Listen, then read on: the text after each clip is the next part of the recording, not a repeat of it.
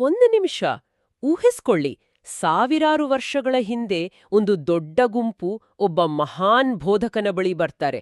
ಬಂದು ನಮಗೆ ಪ್ರತಿದಿನ ಪುಕ್ಕಟೆ ಊಟ ಕೊಡುವ ಪವಾಡ ಮಾಡಿ ತೋರ್ಸಿ ಅಂತ ನೇರವಾಗಿ ಸವಾಲ್ ಹಾಕ್ತಾರೆ. ಹೌದು. ಆದ್ರೆ ಆ ಬೋಧಕ ಆ ಜನರಿಗೆ ಕೇವಲ ಒಂದು ದಿನದ ಹಸಿವನ್ನಲ್ಲ, ಬದಲಾಗಿ ಜನ್ಮಾಂತರದ ಹಸಿವನ್ನ ನೀಗಿಸುವ ಭರವಸೆ ನೀಡ್ತಾನೆ. ಸೊ ಇವತ್ತಿನ ನಮ್ಮ ಈ ಆಳವಾದ ಅಧ್ಯಯನದಲ್ಲಿ ನಾವು ಇದನ್ನೇ ಬಿಡಿಸಿ ನೋಡ್ಲಿದ್ದೇವೆ. ಖಂಡಿತ. ನಮ್ಮ ಬಳಿ ಯೋವಾನ್ನನ ಸುವಾರ್ತೆಯ 6:30-35 ಪವಿತ್ರ ಗ್ರಂಥದ ವಾಕ್ಯಗಳಿವೆ, ಆ ಕಾಲದ ಐತಿಹಾಸಿಕ ದಾಖಲೆಗಳಿವೆ, ಮತ್ತೆ ಆಧುನಿಕ ಧರ್ಮಶಾಸ್ತ್ರದ ವಿಶ್ಲೇಷಣೆ ಕೂಡ ಇದೆ. ಸೊ ಯೇಸುಸ್ವಾಮಿಯ ಅತ್ಯಂತ ಪ್ರಸಿದ್ಧವಾದ ಜೀವದ ರೊಟ್ಟಿ ಅಂದ್ರೆ ಬ್ರೆಡ್ ಆಫ್ ಲೈಫ್ ಪ್ರಬೋಧನೆಯನ್ನ ಇವತ್ತು ನಾವು ಅನ್ವೇಷಣೆ ಮಾಡ್ತಿದ್ದೀವಿ. ಕರೆಕ್ಟ್. ನೋಡಿ, ಈ ಪಠ್ಯ ಇದೆಯಲ್ಲ, ಇದು ಕೇವಲ ಇತಿಹಾಸದ ಪುಟಗಳಲ್ಲಿ ಅಡವಿರುವ ಒಂದು ಹಳೆಯ ಕಥೆ ಮಾತ್ರ ಅಲ್ಲ. ನಮ್ಮ ಮೂಲಗಳು ಬಹಳ ಸ್ಪಷ್ಟಪಡಿಸುವ ಹಾಗೆ ಇದು ಮನುಷ್ಯನ ಮೂಲಭೂತ ಹಸಿವು, ಆತನ ನಿರಂತರ ಹುಡುಕಾಟ ಮತ್ತು ಮನುಷ್ಯನ ಅಪೇಕ್ಷೆಗಳ ಒಂದು ಕನ್ನಡಿಯಾಗಿದೆ. ಅಂದ್ರೆ ಕೇವಲ ಊಟದ ಬಗ್ಗೆ ಅಲ್ಲ ಅಂತೀರಾ? ಎಕ್ಸಾಕ್ಟ್ಲಿ. ನಾವು ಮೇಲ್ನೋಟಕ್ಕೆ ನೋಡೋದಕ್ಕಿಂತ ಎಷ್ಟೋ ಪಾಲು ಆಳವಾದ ಅರ್ಥ ಈ ಸಂಭಾಷಣೆಯಲ್ಲಿ ಅಡಗಿದೆ. ಇಲ್ಲಿ ಭೌತಿಕವಾಗಿ ಹೊಟ್ಟೆ ತುಂಬಿಸಿಕೊಳ್ಳುವ ಮಾತಿನ ಹಿಂದೆಯೇ ಅಂತರಾತ್ಮದ ಹಸಿವಿನ ಒಂದು ಬಹಳ ಮಹತ್ವದ ಚರ್ಚೆ ನಡೀತಾ ಇದೆ. ನಿಜ. ಸೊ ಆ ಐತಿಹಾಸಿಕ ಹಿನ್ನೆಲೆಯನ್ನ ಮೊದಲು ನಾವು ಅರ್ಥ ಮಾಡ್ಕೊಳ್ಬೇಕು ಅನ್ಸುತ್ತೆ. ಹೌದು. ಇಸ್ರೇಲಿಯರು ಈಜಿಪ್ಟಿನ ದಾಸತ್ವದಿಂದ ಬಿಡುಗಡೆ ಹೊಂದಿ ಮರುಭೂಮಿಯಲ್ಲಿ ಪ್ರಯಾಣ ಮಾಡ್ತಿದ್ದಾಗ ಅವರಿಗೆ ಆಕಾಶದಿಂದ ಮನ್ನಾ ಅನ್ನೋ ಆಹಾರ ಸಿಕ್ಕಿತ್ತು ಅಂತ ಮೂಲಗಳು ಹೇಳ್ತಾವೆ ಅಲ್ವಾ? ಕರೆಕ್ಟ್.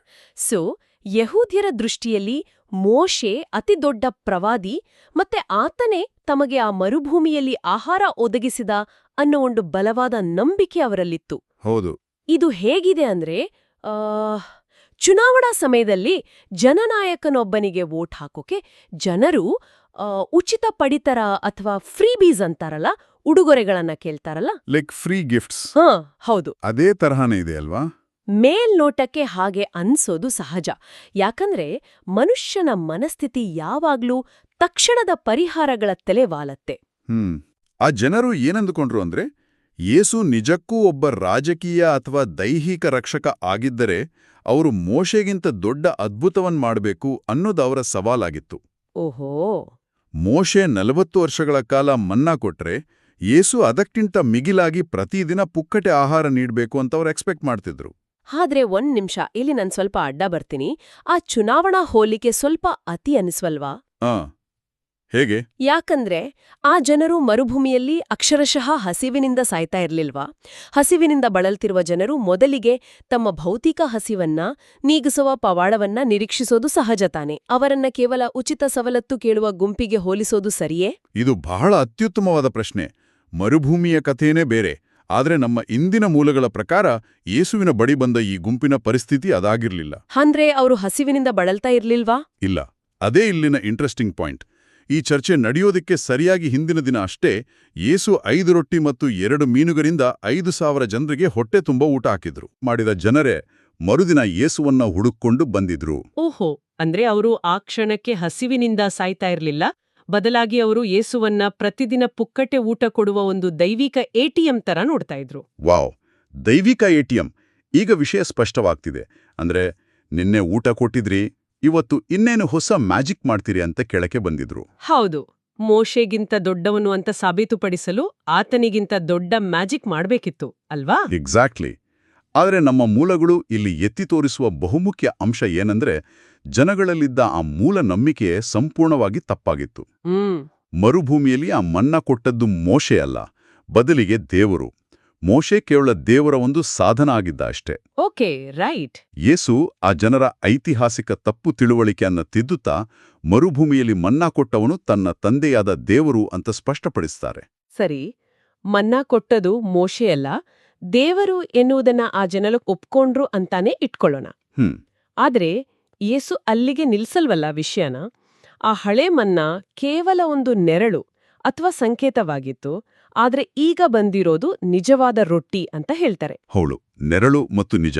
ಈ ನೆರಳು ಮತ್ತು ನಿಜದ ಪರಿಕಲ್ಪನೆ ನಮ್ಮ ಮೂಲಗಳಲ್ಲಿ ಹೇಗೆ ವಿವರಿಸಲ್ಪಟ್ಟಿದೆ? ಮರುಭೂಮಿಯಲ್ಲಿ ಸಿಕ್ಕ ಆ ಮನ್ನಾ ಹೊಟ್ಟೆ ತುಂಬಿಸ್ತಾ ಇತ್ತಲ್ಲ, ಮತ್ತೆ ಅದಕ್ಕೆ ಕೇವಲ ನೆರಳು? ನೋಡಿ, ಧರ್ಮಶಾಸ್ತ್ರದ ವಿಶ್ಲೇಷಣೆಯಲ್ಲಿ ಇದನ್ನ ಟೈಪಾಲಜಿ ಅಂತ ಕರೀತಾರೆ. ಅಂದ್ರೆ ಒಂದು ಮುನ್ಸೂಚನೆ. ಓಕೆ. ಹಳೆಯ ಒಡಂಬಡಿಕೆಯ ಮನ್ನಾ ಇದೆಯಲ್ಲ, ಅದು ಕೇವಲ ಭೌತಿಕ ದೇಹವನ್ನ ಪೋಷಿಸುವ ಒಂದು ತಾತ್ಕಾಲಿಕ ವ್ಯವಸ್ಥೆ ಆಗಿತ್ತು. ಅದು ಮುಂದೆ ಬರಲಿರುವ ಶಾಶ್ವತ ಸತ್ಯದ ಒಂದು ಟ್ರೈಲರ್ ಅಥವಾ ನೆರಳು ಮಾತ್ರ ಆಗಿತ್ತು. ಭೌತಿಕ ಅಥವಾ ಲೌಕಿಕ ಆಹಾರವನ್ನ ತಿಂದ್ರೆ ಖಂಡಿತ ಮತ್ತೆ ಹಸಿವಾಗತ್ತೆ. ಬೆಳಿಗ್ಗೆ ತಿಂದ್ರೆ ಮಧ್ಯಾಹ್ನಕ್ಕೆ ಮತ್ತೆ ಹೊಟ್ಟೆತಾಳ ಹಾಕತ್ತೆ ತಾನೆ? ಖಂಡಿತ. ಅದು ಮನುಷ್ಯನ ಮೂಲಭೂತ ಸಮಸ್ಯೆಯನ್ನ, ಅಂದ್ರೆ ಸಾವನ್ನ ಗೆಲ್ಲೋದಿಕ್ಕೆ ಸಾಧ್ಯವಾಗ್ಲಿಲ್ಲ. ಹೌದು. ಇಲ್ಲಿ ವಿಷಯ ನಿಜಕ್ಕೂ ರೋಚಕ ಆಗತ್ತೆ ನೋಡಿ. ಈ ಆಧುನಿಕ ಬದುಕಿನಲ್ಲಿ ನಾವಿದನ್ನ ಅನ್ವಯಿಸ್ಕೊಳ್ಳೋದಾದ್ರೆ ಇದು ನಮ್ಮ ಈಗಿನ ದಿನನಿತ್ಯದ ಓಟದ ತರಹನೇ ಇದೆ. ಹೌದು. ಒಂದು ಸಣ್ಣ ಕಾರ್ ತಗೊಂಡ್ರೆ ಇನ್ನೊಂದು ದೊಡ್ಡ ಕಾರ್ ಬೇಕು ಅನ್ಸುತ್ತೆ. ಪ್ರಮೋಷನ್ ಸಿಕ್ರೆ ಮುಂದಿನ ಪ್ರಮೋಷನ್ ಬೇಕು. ನಿಜ. ಹಣ, ಅಂತಸ್ತು, ಕೀರ್ತಿ ಇವೆಲ್ಲವೂ ಆಧುನಿಕ ದಿನದ ಮನ್ನಾಗಳು. ಅವನ್ನೆಲ್ಲ ನಾವು ಎಷ್ಟು ತಿಂದ್ರೂ, ಅಂದ್ರೆ ಎಷ್ಟು ಪಡೆದ್ರೂ ಮತ್ತೆ ಮತ್ತೆ ಹಸಿವಾಗ್ತಲೇ ಇರುತ್ತೆ ಅಲ್ವಾ? 100% ಸತ್ಯ. ನಾವು ಒಂದು ಅನಂತವಾದ ಖಾಲಿತನವನ್ನ ಮಿತವಾದ ವಸ್ತುಗಳಿಂದ ತುಂಬೋಕೆ ಪ್ರಯತ್ನ ಪಡ್ತೀವಿ, ಆದರೆ ಅದು ಸಾಧ್ಯವಿಲ್ಲ. ಯೇಸು ಸೂಚಿಸ್ತಿರುವ ಆ ನಿಜವಾದ ಆಧ್ಯಾತ್ಮಿಕ ಆಹಾರ ಇದೆಯಲ್ಲ, ಅದು ಮನುಷ್ಯನ ಅಂತರಾತ್ಮದ ಹಸಿವು ಮತ್ತು ದಾಹವನ್ನ ಶಾಶ್ವತವಾಗಿ ಅಂತ್ಯಗೊಳಿಸುತ್ತೆ. ಓಹೋ. ಅದು ಕ್ಷಣಿಕ ತೃಪ್ತಿಯಲ್ಲ, ಬದಲಾಗಿ ಶಾಶ್ವತವಾದ ಪೂರ್ಣತೆ. ಆದ್ರೆ ಇಲ್ಲಿ ನಾನ್ ಸ್ವಲ್ಪ ಭಿನ್ನಾಭಿಪ್ರಾಯ ವ್ಯಕ್ತಪಡಿಸ್ತೀನಿ. ಬದುಕಲು ಭೌತಿಕ ವಸ್ತುಗಳು ಬೇಕೇ ಬೇಕಲ್ವಾ? ಖಂಡಿತ ಬೇಕು. ಹಣ, ಊಟ, ಸೂರು ಇಲ್ಲದೆ ಕೇವಲ ಅಧ್ಯಾತ್ಮದಿಂದ ಬದುಕಲು ಸಾಧ್ಯವಾ? ಯೇಸು ಭೌತಿಕ ಅವಶ್ಯಕತೆಗಳೇ ಬೇಡ, ಕೇವಲ ಆತ್ಮದ ಬಗ್ಗೆ ಯೋಚಿಸಿ ಅಂತ ಹೇಳ್ತಾ ಇದ್ದಾರಾ? ಖಂಡಿತವಾಗಿಯೂ ಇಲ್ಲ. ಯೇಸು ಭೌತಿಕ ಅವಶ್ಯಕತೆಗಳನ್ನ ತಳ್ಳಿ ಹಾಕ್ತಾ ಇಲ್ಲ. ಓಕೆ. ಅವರು ಮನುಷ್ಯರ ಭೌತಿಕ ಕಷ್ಟಗಳಿಗೆ ಸ್ಪಂದಿಸ್ತಾ ಇದ್ರು ಅನ್ನೋದಕ್ಕೆ ಹಿಂದಿನ ದಿನ 5,000 ಜನರಿಗೆ ಊಟ ಹಾಕಿದ್ದೇ ದೊಡ್ಡ ಸಾಕ್ಷಿಯಲ್ವಾ? ಹೌದು, ಅದು ನಿಜ. ಆದ್ರೆ ಅವರು ಹೇಳ್ತಾ ಇರೋದೇನಂದ್ರೆ, ಕೇವಲ ಅದನ್ನೇ ನಿಮ್ಮ ಅಂತಿಮ ಗುರಿ ಮಾಡ್ಕೊಳ್ಬೇಡಿ. ಓಕೆ. ಆ ನೆರಳನ್ನೇ ನಿಜ ಅಂತ ಭ್ರಮಿಸಿ ಇಡೀ ಜೀವನವನ್ನ ಕೇವಲ ಹೊಟ್ಟೆಪಾಡಿಗಾಗಿ ಕಳೆಯಬೇಡಿ. ಆತ್ಮವನ್ನ ಪೋಷಿಸುವ ನಿಜವಾದ ರೊಟ್ಟಿಯ ಕಡೆಗೆ ಗಮನ ಹರಿಸುವ ಅನ್ನೋದು ಅವರ ಮುಖ್ಯ ಉದ್ದೇಶ. ಹಾಗಾದ್ರೆ ಆ ನಿಜ ಯಾವುದು? ಆ ಪ್ರಶ್ನೆಗೆ ಯೇಸು ನೀಡುವ ಉತ್ತರ ನಿಜಕ್ಕೂ ರೋಮಾಂಚನಕಾರಿಯಾಗಿದೆ. ನಾನೇ ಜೀವದಾಯಕ ರೊಟ್ಟಿ, I am the bread of life ಅಂತ ಅವರು ಘೋಷಿಸ್ತಾರೆ. ಹೌದು. ಅಂದ್ರೆ ನನ್ನ ಬಳಿ ಆಹಾರವಿದೆ ಅಂತ ಹೇಳ್ತಾ ಇಲ್ಲ, ಬದಲಾಗಿ ನಾನೇ ಆ ಆಹಾರ ಅಂತ ಹೇಳ್ತಾ ಇದ್ದಾರೆ. ಕರೆಕ್ಟ್. ಇದು ಬಹಳ ಪ್ರಬಲವಾದ ಸ್ಟೇಟ್ಮೆಂಟ್. ಆದ್ರೆ ನಮ್ಮ ಮೂಲಗಳು ಈ ವಾಕ್ಯವನ್ನ ವಿಶ್ಲೇಷಿಸುವಾಗ ಈ ನಾನೇ ಅಂದ್ರೆ ಐ ಆಮ್ ಅನ್ನೋ ಪದ ಬಳಕೆಗೆ ಬಹಳ ದೊಡ್ಡ ಪ್ರಾಮುಖ್ಯತೆ ನೀಡ್ತವೆ. ಹೌದು, ಬಹಳ ಪ್ರಾಮುಖ್ಯತೆ ಇದೆ. ಆದ್ರೆ ಒಂದು ನಿಮಿಷ, ಇದೇನು ಅಷ್ಟು ದೊಡ್ಡ ವಿಷಯವ? ಯಾರಾದ್ರೂ ನಾನೇ ಶಿಕ್ಷಕ, ನಾನೇ ವೈದ್ಯ ಅಂತ ಹೇಳ್ಕೊಳಲ್ವಾ? ಇದರಲ್ಲಿ ಆ ಕಾಲದ ಜನರಿಗೆ ಆಘಾತ ಆಗುವಂಥದ್ದೇನಿದೆ? ನಾವು ಅದನ್ನ ಇಂದಿನ ದಿನನಿತ್ಯದ ಭಾಷೆಯ ದೃಷ್ಟಿಯಿಂದ ನೋಡಿದ್ರೆ ನೀವು ಹೇಳಿದ ಹಾಗೆ ಸಾಮಾನ್ಯ ಅಂತಾನೆ ಅನ್ಸುತ್ತೆ. ಹೌದು. ಆದ್ರೆ ಆ ಕಾಲದ ಯಹೂದಿಯರ ಧರ್ಮಶಾಸ್ತ್ರದಲ್ಲಿ ಈ ನಾನೇ ಐ ಆಮ್ ಅನ್ನೋ ಪದಬಳಕೆ ಹಿಂದಿರುವ ಇತಿಹಾಸ ಬಹಳ ಭಯಾನಕ ಮತ್ತು ಪವಿತ್ರವಾದದ್ದು. ಓ ಹೌದಾ? ಹಳೆಯ ಒಡಂಬಡಿಕೆಯ ಎಕ್ಸೋಡಸ್ 3:14ರಲ್ಲಿ ದೇವರು ಅಂದ್ರೆ ಯೆಹೋವನು ಆ ಉರಿಯುವ ಪೊದೆಯಲ್ಲಿ ಮೋಶೆಯೊಡನೆ ಮಾತನಾಡುವಾಗ ತನ್ನನ್ನು ತಾನು ಗುರುತಿಸಿಕೊಳ್ಳಲು ಬಳಸಿದ ಪದವೇ ಆ ನಾನೇ ಅನ್ನೋದು. ಓ ಮೈ ಗಾಡ್! ಯಹೂದಿಯರ ಸಂಪ್ರದಾಯದಲ್ಲಿ ಆ ಹೆಸರನ್ನ ಉಚ್ಚರಿಸೋದೇ ದೊಡ್ಡ ಪಾಪ. ಅದನ್ನ ದೇವನಿಂದನೆ ಅಂದ್ರೆ ಬ್ಲಾಸ್ಫಮಿ ಅಂತ ಪರಿಗಣಿಸಿ ಹಾಗೆ ಉಚ್ಚರಿಸಿದವರನ್ನ ಕಲ್ಲಿನಿಂದ ಒಡೆದು ಸಾಯಿಸುವ ಕಟ್ಟುನಿಟ್ಟಿದಾದ ನಿಯಮ ಇತ್ತು ಆ ಕಾಲದಲ್ಲಿ. ಅಂದ್ರೆ ಆ ಪದವನ್ನ ಬಳಸೋದೇ ಸಾವು ತರಿಸುವಂಥದ್ದಾಗಿತ್ತು. ಹೌದು. ಅಂಥದ್ರಲ್ಲಿ ಒಬ್ಬ ಬಡಗಿಯ ಮಗನೆಂದು ಕರೆಯಲ್ಪಡುತ್ತಿದ್ದ ಯೇಸು ಎಲ್ಲರ ಮುಂದೆ ನಿಂತು ದೇವರಿಗೆ ಮಾತ್ರ ಮೀಸಲಾದ ಆ ನಾನೇ ಎಂಬ ಪವಿತ್ರ ಪದವನ್ನ ಬಳಸಿ ನಾನೇ ಜೀವದಾಯಕ ರೊಟ್ಟಿ ಅಂತ ಹೇಳಿದಾಗ ಆ ಇಡೀ ಗುಂಪಿಗೆ ಎಂತಹ ಶಾಕ್ ಆಗಿರಬಹುದು ಊಹಿಸಿ. ವಾವ್, ಖಂಡಿತ. ಆತನು ಪರೋಕ್ಷವಾಗಿ ತಾನೇ ಸಾಕ್ಷಾತ್ ದೇವರುನಂತ ಸಾರುತ್ತಿದ್ದಾನೆ ಅನ್ನೋದನ್ನ ಆ ಜನರು ತಕ್ಷಣವೇ ಗ್ರಹಿಸಿದ್ರು. ಇದು ಕೇವಲ ಒಂದು ವಾಕ್ಯ ಆಗಿರಲಿಲ್ಲ. ಅದು ಆ ಕಾಲದ ಧಾರ್ಮಿಕ ನಂಬಿಕೆಗಳ ಬುಡವನ್ನೇ ಅಲುಗಾಡಿಸಿದ ಒಂದು ಭಾರೀ ಸಂಚಲನ ಆಗಿತ್ತು. ಅಕ್ಷರಶಃ ಭೂಕಂಪವೇ ಆಗಿರ್ಬೇಕು ಅಲ್ಲಿ. ನೀವು ಹುಡುಕುತ್ತಿರುವ ದೇವರು ನಾನೇ ಎನ್ನುವ ನೇರ ಘೋಷಣೆ ಅದು. ಹೌದು. ನಮ್ಮ ಮೂಲಗಳು ಇನ್ನೊಂದು ಆಸಕ್ತಿದಾಯಕ ಅಂಶವನ್ನ ಎತ್ತಿ ತೋರಿಸ್ತವೆ ಇಲ್ಲಿ. ಆ ಮರುಭೂಮಿಯಲ್ಲಿ ಮನ್ನಾ ತಿಂದವರು ಅಂತಿಮವಾಗಿ ಸಾವು ಕಂಡ್ರು. ಆದ್ರೆ ಸ್ವರ್ಗದಿಂದ ಇಳಿದು ಬಂದ ಈ ಜೀವದ ರೊಟ್ಟಿಯನ್ನ ಸ್ವೀಕರಿಸುವವರು ಸಾವಿಲ್ಲದ ನಿತ್ಯ ಜೀವವನ್ನ ಪಡಿತಾರೆ. ಕರೆಕ್ಟ್. ಈ ಯೇಸುವಿನ ಬಳಿಗೆ ಬರುವುದು ಮತ್ತು ಆತನನ್ನು ಸ್ವೀಕರಿಸುವುದು ಅನ್ನೋ ಪದಗಳನ್ನ ಬಳಸಲಾಗಿದೆ. ಕೇವಲ ಗುಂಪಿನಲ್ಲಿ ಜೊತೆಗಿದ್ದ ಮಾತ್ರಕ್ಕೆ ಅಥವಾ ದೈಹಿಕವಾಗಿ ಆತನ ಪಕ್ಕದಲ್ಲಿದ್ದ ಮಾತ್ರಕ್ಕೆ ಈ ರೊಟ್ಟಿ ಸಿಗಲ್ವಾ? ಇಲ್ಲ, ದೈಹಿಕ ಸಮೀಪ್ಯಕ್ಕೂ ಇದಕ್ಕೂ ಸಂಬಂಧವೇ ಇಲ್ಲ. ಓಕೆ.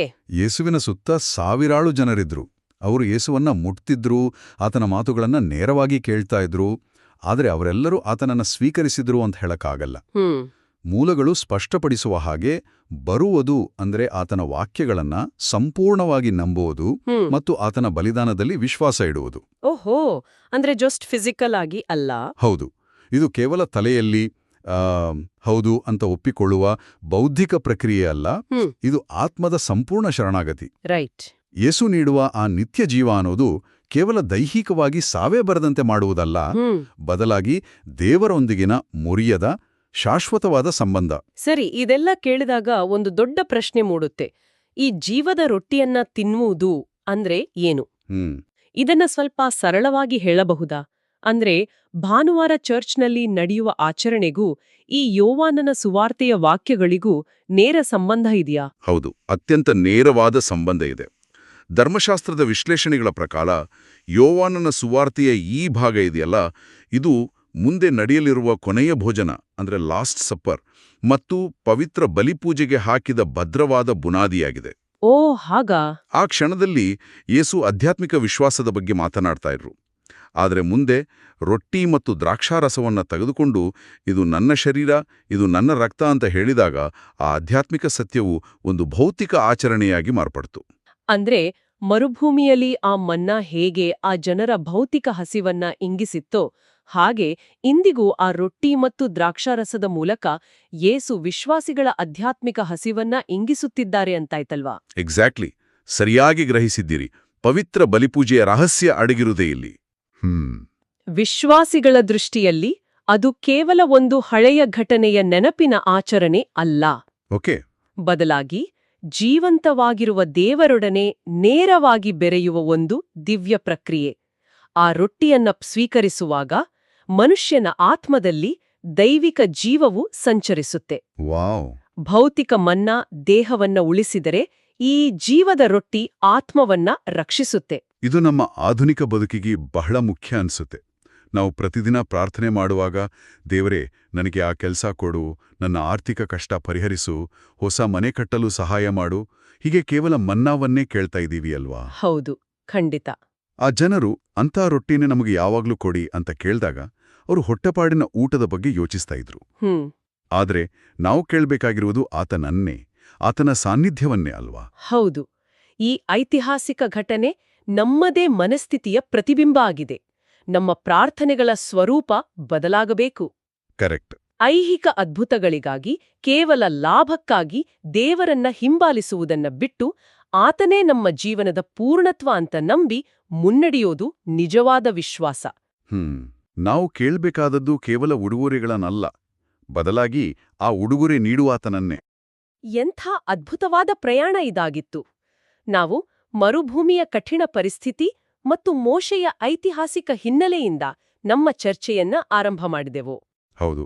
ಜನರು ಯೇಸುವಿನ ಬಳಿ ಉಚಿತ ಊಟದ ನಿರೀಕ್ಷೆಯೊಂದಿಗೆ ಹೇಗೆ ಬಂದಿದ್ರು ಅನ್ನೋದನ್ನ ನೋಡಿದೆವು.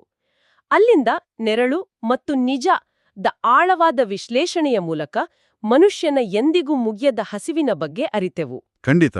ನಂತರ ನಾನೇ ಜೀವದಾಯಕ ರೊಟ್ಟಿ ಅನ್ನೋ ಯೇಸುವಿನ ಘೋಷಣೆ ಆ ಕಾಲದಲ್ಲಿ ಹೇಗೆ ಒಂದು ಧಾರ್ಮಿಕ ಭೂಕಂಪವನ್ನ ಸೃಷ್ಟಿಸಿತ್ತು ಅನ್ನೋದನ್ನ ಅರ್ಥ ಮಾಡ್ಕೊಂಡೆವು. ಕೊನೆಗೆ ಕುರ್ಬಾನಿ ಅಥವಾ ಪವಿತ್ರ ಬಲಿಪೂಜೆಯ ಮೂಲಕ ಆ ರೊಟ್ಟಿ ಇಂದಿಗೂ ಹೇಗೆ ಜೀವಂತವಾಗಿದೆ ಅನ್ನೋದನ್ನ ಅರಿತುಕೊಂಡೆವು. ಹೌದು, ಇದು ಭೌತಿಕತೆಯಿಂದ ಆಧ್ಯಾತ್ಮಿಕತೆಗೆ, ತಾತ್ಕಾಲಿಕ ತೃಪ್ತಿಯಿಂದ ಶಾಶ್ವತತೆಯ ಕಡೆಗೆ ನಡೆಸುವ ಒಂದು ಮಾರ್ಗದರ್ಶನ. ನಿಜ. ನಮ್ಮ ಆಸೆಗಳು, ನಾವು ಬೆನ್ನಟ್ಟುತ್ತಿರುವ ಗುರಿಗಳು ಯಾವ ದಿಕ್ಕಿನಲ್ಲಿವೆ ಅಂತ ಪ್ರತಿಯೊಬ್ಬರೂ ಆತ್ಮಾವಲೋಕನ ಮಾಡಿಕೊಳ್ಳಲು ಇದು ಪ್ರೇರೇಪಿಸುತ್ತೆ. ಈಗ ಈ ಆಳವಾದ ಅಧ್ಯಯನವನ್ನ ಮುಕ್ತಾಯಗೊಳಿಸು ಮುನ್ನ ನಾವೆಲ್ಲರೂ ಯೋಚಿಸಬೇಕಾದ ಒಂದು ವಿಚಾರವನ್ನ ಮುಂದಿಡ್ತೀನಿ.